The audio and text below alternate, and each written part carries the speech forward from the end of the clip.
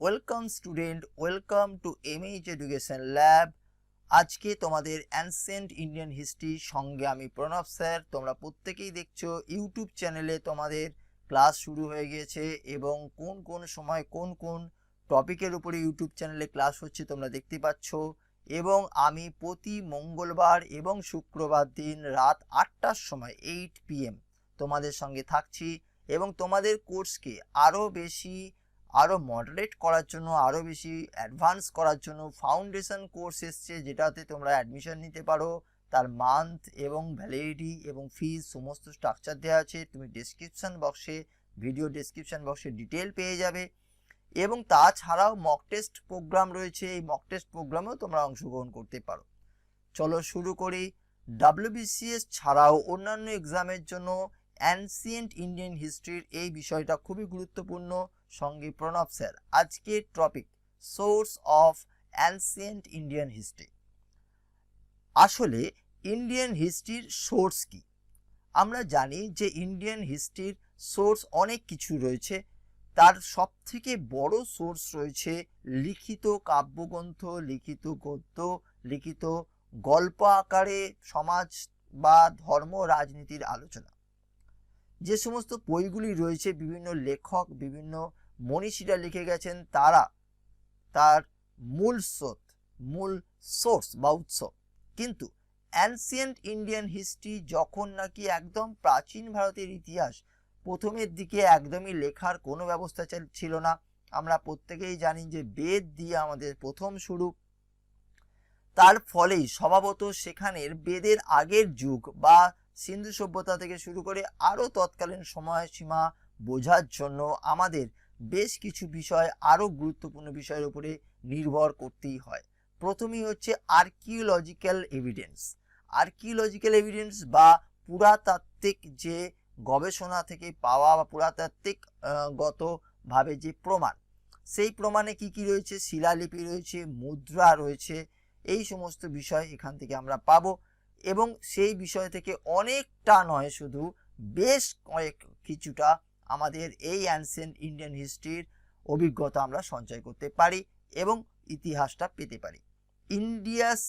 Indigenous literature, এই indigenous literature বা দেশীয় সাহিত্য অবশ্যই একটা বড় অংশ সোর্সের ক্ষেত্রে অ্যানসিয়েন্ট ইন্ডিয়ান হিস্ট্রির ক্ষেত্রে। এবং ফরেন লিটারেচার, সেই সময় অ্যানসিয়েন্ট ইন্ডিয়ান হিস্ট্রিতে যখন সবেমাত্র ভারতবর্ষে ইতিহাস লেখা শুরু হচ্ছে, তখন বেশ কিছু বিদেশি পর্যটক এসেছিলেন এবং তারা ভারতবর্ষের রূপ, রস, গন্ধ এবং রাজত্ব এবং তার সাথে সাথে সমাজ, অর্থনীতি, রাজনীতি সম্পর্কে বেশ কিছু তাদের নিবন্ধ বা প্রবন্ধে উল্লেখ করে গেছেন। তো সেই তথ্য আমাদের এই সোর্স ভীষণভাবে গুরুত্বপূর্ণ। দেখো, প্রথমেই আসি আর্কিওলজিক্যাল এভিডেন্সেই প্রথম আসে ইনস্ক্রিপশন বা শিলালিপি। First, Harappan inscriptions.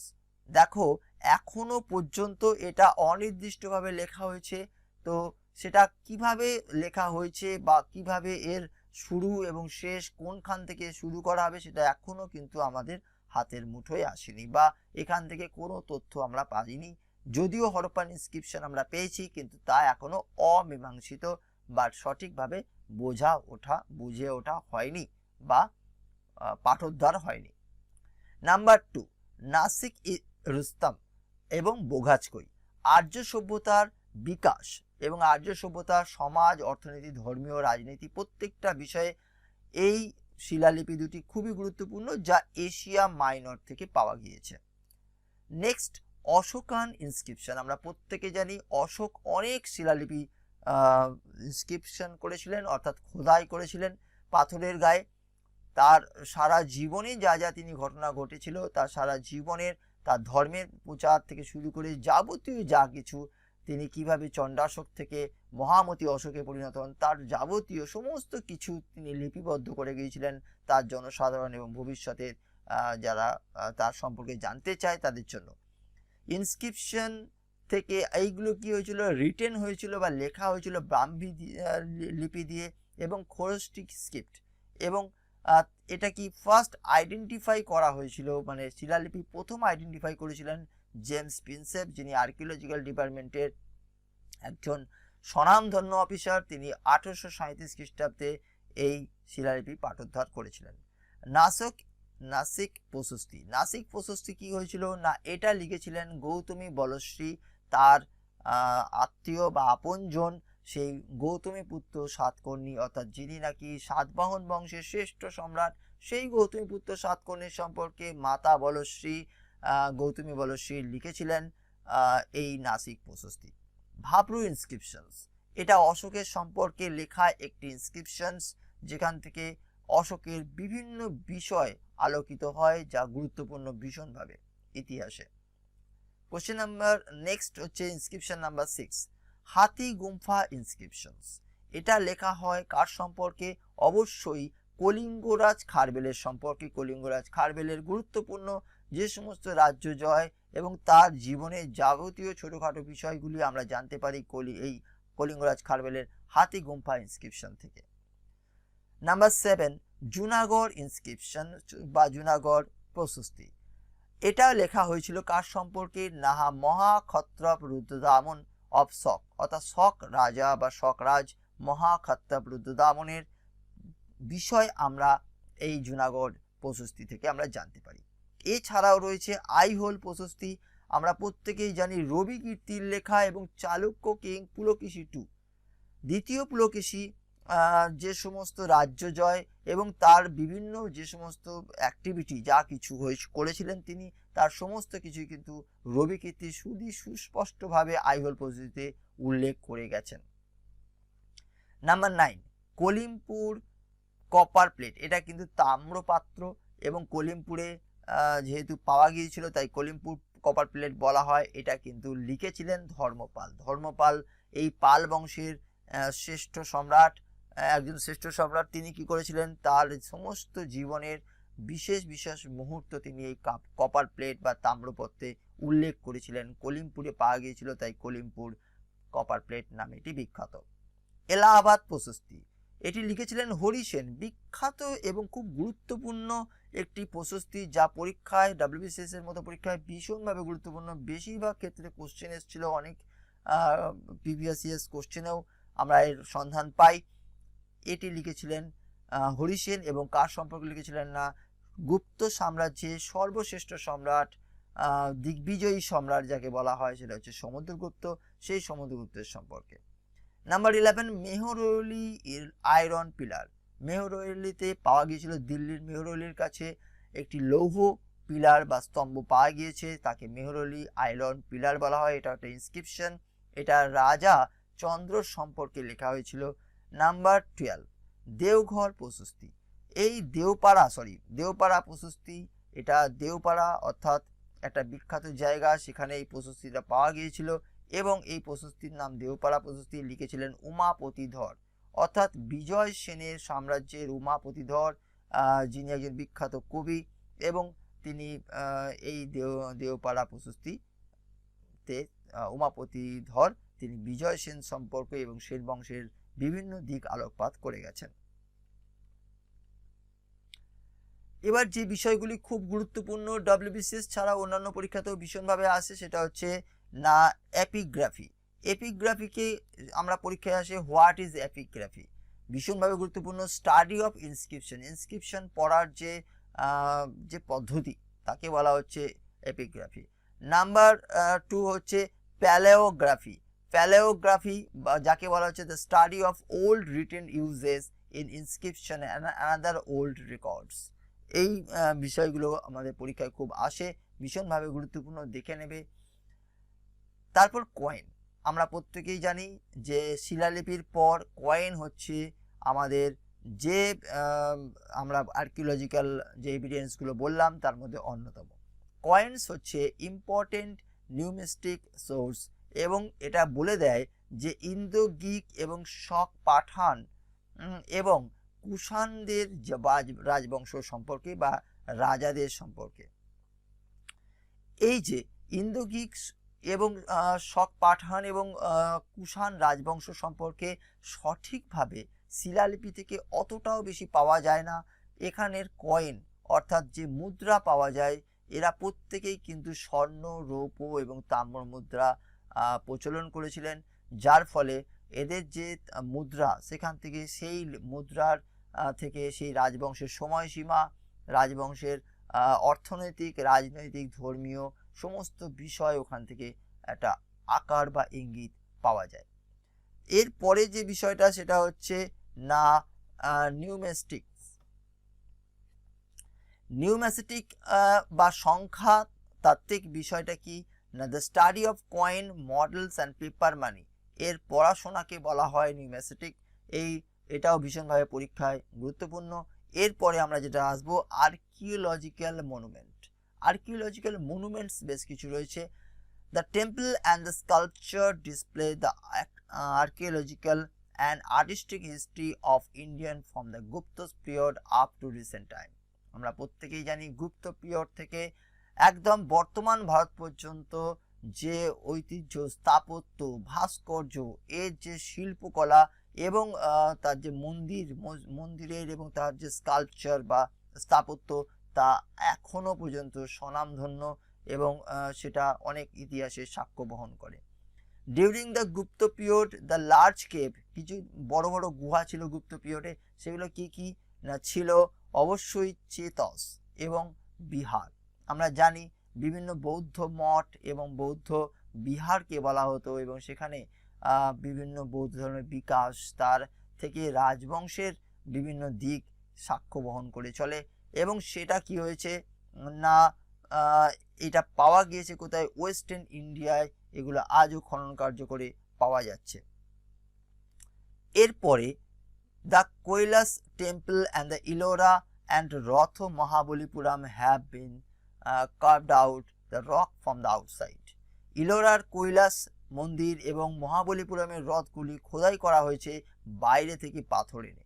এই যে বাইরে থেকে যে পাথর দিয়ে খোদাই করা, এর যে কারুকার্য আমরা প্রত্যেকেই জানি। ইলোরা টেম্পল এবং কৈলাস টেম্পল ইলোরার এবং রথ, অর্থাৎ রথ মিন্স মহাবলীপুরমের যে সমস্ত মন্দিরগুলো রথের আকারে তৈরি, এই সমস্ত তার যে কারুকার্য তা অভূতপূর্ব। তখনকার যে শিল্প সংস্কৃতি, তার যে অর্থনৈতিক অবস্থা সে সম্পর্কে আমাদের সঠিক ধারণা গড়ে তুলতে সাহায্য করে।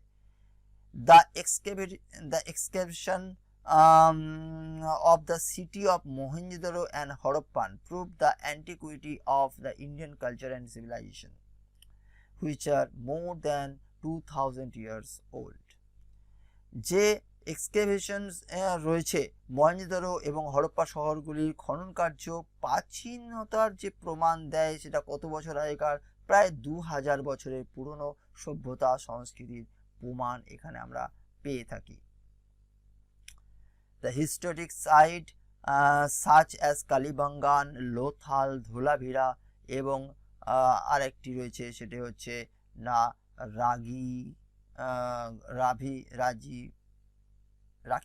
রাখিগাড়ি। এই দেখো এই যে বিষয়গুলি রাখিগাড়ি, কালীবাঙ্গান, লোথাল এবং ধোলাভিরা, এই যে চারটে বিষয়, চারটে শহরের নাম, এই চারটে শহর বা সভ্যতা, এই সভ্যতাগুলো কখন না মহেঞ্জোদারো এবং হরপ্পার সমসাময়িক। আমরা জানি প্রত্যেকেই যে বাণিজ্যে এবং সভ্যতা সংস্কৃতিতে কালীবাঙ্গান ধানের একটা জায়গা, লোথাল বন্দর ছিল, ধোলাভিরাতে অনেক কিছু নিদর্শন পাওয়া গিয়েছে, অশ্বের বিভিন্ন রকম নিদর্শন পাওয়া গিয়েছে। এই প্রত্যেকটি জায়গা সাক্ষ্য বহন করে চলেছে যে তার ইতিহাস কি। এরপরে আসবো ইম্পর্টেন্ট মনুমেন্ট। মনুমেন্টের মধ্যে প্রথমে হরপ্পার শহরের যে স্থাপত্য রয়েছে বা মনুমেন্ট রয়েছে, সেগুলোর মধ্যে কি একটি গুরুত্বপূর্ণ, এখানে হরপ্পা শহর থেকে আমরা যেটা জানতে পারি সেই সময়কার যে শহরের যে প্ল্যানিং এর যে ভাবনা, আন্ডারগ্রোয়িং ড্রেনেজ অর্থাৎ মাটির তলা দিয়ে যে ড্রেন সিস্টেম, এবং তার কত বছর পুরনো? প্রায় 1500 থেকে 3000, অর্থাৎ ব্যাক যদি আমরা করি তাহলে 3000 থেকে 1500 বছরের পুরনো সেই সমস্ত ইতিহাস আমরা কিন্তু পেতে পারি। এবং সব থেকে বড় তৎকালীন যে শস্যাগার এবং সব থেকে বড় যে স্নানাগার হরপ্পায় মহেঞ্জোদারোতে পাওয়া গেছে, এবং পটারিজ বা মৃৎশিল্পের যে কারুকার্য সমস্ত কিন্তু এই হরপ্পা সভ্যতা থেকে আমরা পাই। এছাড়া নালন্দা, তক্ষশিলা এবং বিক্রমশিলা এগুলি সমস্তই হচ্ছে গুপ্ত এবং পাল বংশের বিভিন্ন শিক্ষা কেন্দ্র, যা স্থাপত্য, ভাস্কর্য এবং শিক্ষা সংস্কৃতির ঐতিহ্য বহন করে চলেছে। রাজগৃহ, বৈশালী, হস্তিনাপুর এবং দ্বারকা, এগুলো এক একটি সাংস্কৃতিক এবং রাজনৈতিক দিক থেকে ঐতিহ্যমণ্ডিত এক একটি জায়গা, যেখানে বুদ্ধ এবং বিভিন্ন পৌরাণিক কাহিনী, যেমন হস্তিনাপুর, দ্বারকা, কৃষ্ণ এবং মহাভারতের পটভূমি রচিত হয়েছিল। বৈশালী তৎকালীন একটি গুরুত্বপূর্ণ শহর, এইখান থেকেও অনেক নিদর্শন পাওয়া যায়। পাটলিপুত্র এমন একটি শহর যেখানে বারবার কি হচ্ছে, বিভিন্ন রাজবংশ রাজত্ব করে গেছে। এই পাটলিপুত্র শহর নির্মাণ করেছিলেন না হর্ষঙ্ক বংশের উদয়ী 456 খ্রিস্টাব্দে, এবং এই মগধের রাজধানী হিসেবে পরিচিত এই পাটলিপুত্র যথেষ্ট স্থাপত্য, ভাস্কর্য এবং তার সাথে সাথে ইতিহাসের সাক্ষ্য বহন করে চলেছে। বারাবার গুহা, এটি জৈন আজীবিকদের দান করেছিলেন বিম্বিসার, এবং এই বারাবার গুহারও স্থাপত্য, ভাস্কর্য ইতিহাসে যথেষ্ট গুরুত্বপূর্ণ ভূমিকা রাখে। এছাড়াও আইডিয়াল অফ গৌতম বুদ্ধ এবং কনিষ্ক এবং গৌতম বুদ্ধ যে ভাবনা চিন্তা এবং তাদের যে মতাদর্শ, তাও আজও আমাদের তাদের স্থাপত্য, ভাস্কর্য, সেই সমস্তগুলো আমাদের কিন্তু অবশ্যই গুরুত্বপূর্ণ ইতিহাসের জন্য। সারনাথ, সাঁচি এবং বুদ্ধগয়া এই সমস্তগুলি কিন্তু গৌতম বুদ্ধ স্মৃতি বিজড়িত এলাকা বা অঞ্চল বা স্থাপত্য, ভাস্কর্য, যেগুলি গুরুত্বপূর্ণ মনুমেন্টের মধ্যে অন্যতম। অজন্তা ইলোরা, আমরা জানি যে এই অজন্তা ইলোরা গুহা চিত্র অনেক গুরুত্বপূর্ণ সেই সময় সমাজ, সংস্কৃতি, রাজনৈতিক ইতিহাস জানার জন্য। সাউথ ইন্ডিয়াও রয়েছে চ্যারিয়াট টেম্পল, কৈলাসনাথ টেম্পল এবং আরও যে সমস্ত টেম্পলগুলি রয়েছে যা ইতিহাসের সাক্ষ্য বহন করে চলেছে। তো আমরা এবার কিছু প্রশ্নের আলোচনা করব, কারণ আমরা যেগুলি শিখলাম সেখান থেকে গুরুত্বপূর্ণ দিক কোনগুলি, আমরা যদি একটু ব্যাকে যাই আর একটু বেটার বলে দিতে পারবো। সেখানে গুরুত্বপূর্ণ দিক হচ্ছে, দেখে নাও, দেখো এই যে ইনস্ক্রিপশনগুলো রয়েছে পরীক্ষায়, এই ইনস্ক্রিপশনগুলো আসবে ম্যাচিং করার জন্য। বিসিএস এ বেশিরভাগ ক্ষেত্রে এগুলি এসে থাকে, এবং কোন শিলালিপি কে রচনা করেছিলেন এবং কার সময়কার এবং কি পাওয়া যায়, এগুলি আমরা ডিটেলে আস্তে আস্তে যখন রাজবংশগুলি পড়াবো আরও ডিটেলে পড়াবো। এখন বর্তমানে তোমরা এটুকু জেনে রাখো যে এই শিলালিপি কার লেখা এবং তা কার সম্পর্কে বলা হয়েছে, এটা তোমাদের পক্ষে ভীষণ গুরুত্বপূর্ণ। এবং এখানে দেখো গুরুত্বপূর্ণ হচ্ছে না যে ইলোরা এবং রথ, মহাবলীপুরমে যে রথের এগুলো, সেগুলো কোথাকার, কৈলাসের টেম্পল, এটা হচ্ছে মহাবলীপুরমের রথ। তো এইগুলো খুব ইম্পর্টেন্ট। এছাড়াও শহর যেগুলি কালীবঙ্গান, লোথাল, ধোলাবিরা এবং রাখিগাড়ি, এই রাখিগাড়ি শহর, এই সমস্তগুলি যে শহর মিন্স শহরই বলা চলে, কারণ তখন হরপ্পা সভ্যতা কিন্তু নগর কেন্দ্রিক সভ্যতা। তো এই অঞ্চলগুলি যে কি কি সাক্ষ্য বহন করে, কোথায় কি অস্তিত্ব পাওয়া গেছে, যা গুরুত্বপূর্ণ ভীষণভাবে। তো দেখো আমাদের ফার্স্ট যে কোশ্চেনটা রয়েছে সেটা হচ্ছে, না who among the following was the first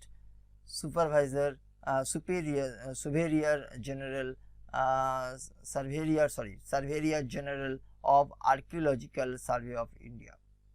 তো ফার্স্ট যে সার্ভেরিয়ার জেনারেল ছিল আমরা প্রত্যেকেই জানি, সেটা হচ্ছে জেমস প্রিন্সেপ, যিনি নাকি ওই একটু আগে আমরা আলোচনা করলাম না অশোকের লিপির পাঠোদ্ধার করেছিলেন। দেখো অশোকের শিলালিপির পাঠোদ্ধারে যখন আমরা আলোচনা করেছিলাম তখন আমরা পেয়েছিলাম যে জেমস প্রিন্সেপের নাম। এই জেমস প্রিন্সেপ 1837 খ্রিস্টাব্দে অশোকের শিলালিপির পাঠোদ্ধার করেছিলেন। তো অবশ্যই এটা আমাদের খুব গুরুত্বপূর্ণ একটি প্রশ্ন এবং পরীক্ষায় খুবই ইম্পর্টেন্ট। নাম্বার 2 কোশ্চেন হচ্ছে, which is are not type of inscriptions, অর্থাৎ কোনটা ইনস্ক্রিপশন নয়। দেখো কেভ ইনস্ক্রিপশনস মানে গুহার যে লিপি, পিলার ইনস্ক্রিপশনস, বুঝতেই পারছি পিলারে যে ইনস্ক্রিপশন সেগুলো দুটো ইনস্ক্রিপশনস। দেখো এপিগ্রাফিটা কিন্তু কোনো ইনস্ক্রিপশন নয়, এপিগ্রাফি হচ্ছে স্টাডি অফ ইনস্ক্রিপশনস।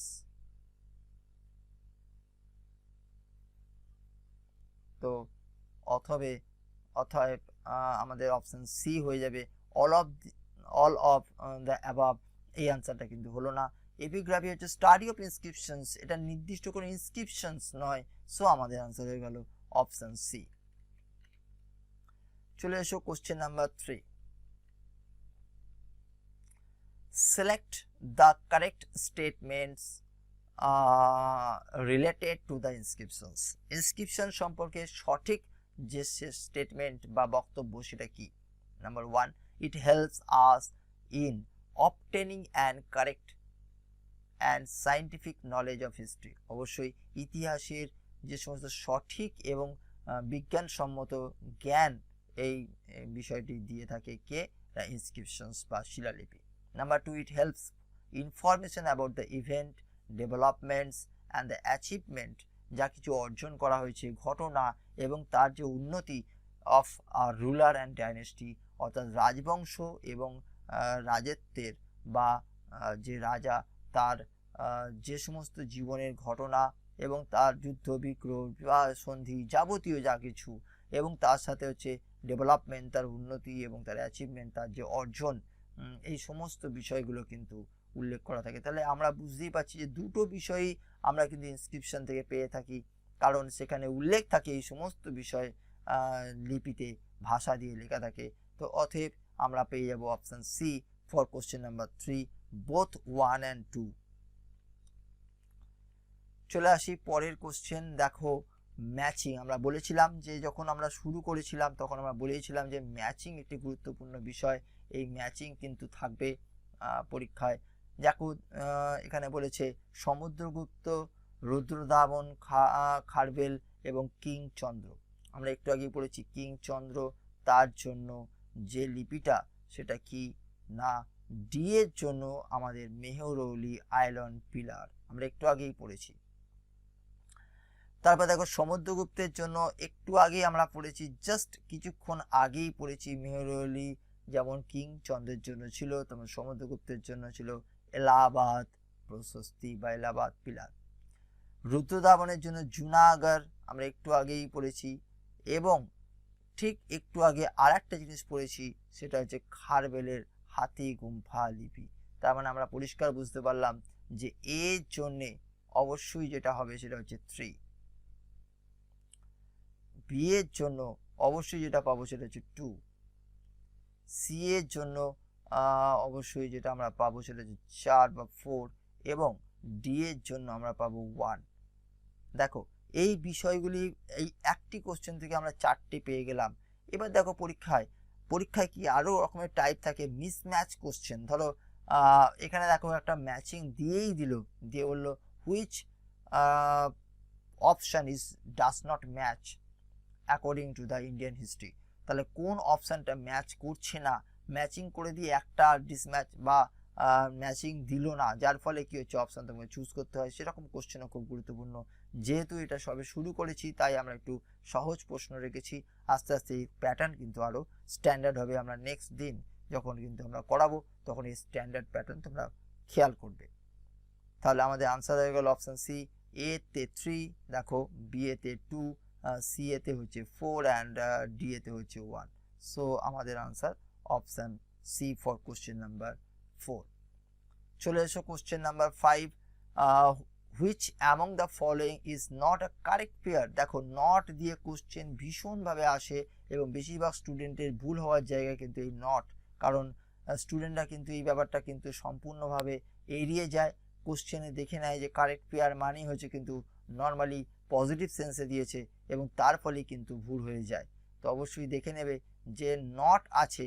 তো এখানে ইলোরা কেভস রাষ্ট্রকূট রুলার, আমরা প্রত্যেকেই জানি যে ইলোরা কেভ কিন্তু রাষ্ট্রকূট বংশেরই একটি স্থাপত্য। এছাড়াও রয়েছে দেখো খাজুরাহো চান্ডেলা বংশের রাজত্ব স্থাপত্য, এটা একদম সঠিক, এবং মহাবলীপুরাম কিন্তু পল্লব বংশের একটি স্থাপত্য। তো দেখো এগুলো সঠিক হচ্ছে, কিন্তু আমাদের ভুল হচ্ছে কোনটা, যেটা হচ্ছে বি, এলিফ্যান্ট কেভ কিন্তু কখনো মৌর্য বংশের স্থাপত্য হতে পারে না। তো এইখানে দেখো একটি ভুল অপশান আমাদের রয়েছে। আমাদের প্রশ্নই করেছিল নট কারেক্ট পেয়ার, সো আমাদের আনসার হয়ে গেল অপশান বি। আশা করি বুঝতে পারলাম। আবার দেখা হবে তোমাদের সাথে নেক্সট ক্লাসে। ততক্ষণ পর্যন্ত থ্যাংক ইউ।